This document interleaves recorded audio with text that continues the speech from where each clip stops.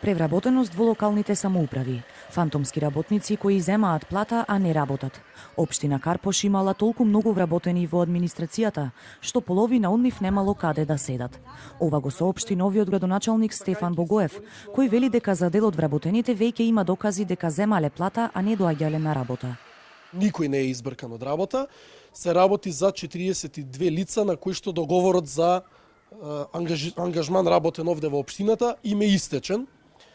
Се работи за добар дел и луѓе кои што и воопшто не оделе на своето работно место, а земале плата од општинската каса која што при тоа е во потешка состојба. Не се работи воопшто за никаков политички реваншизам. Во општина Карпош вкупно вработени се 420 лица.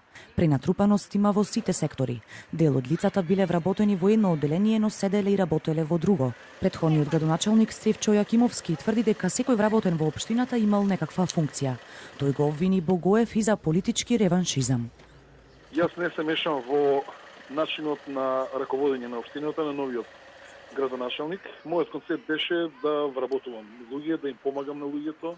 Концептот на новиот градоначалник е да отпушта луѓе од општината, така да се работи за два различни сосема концепти.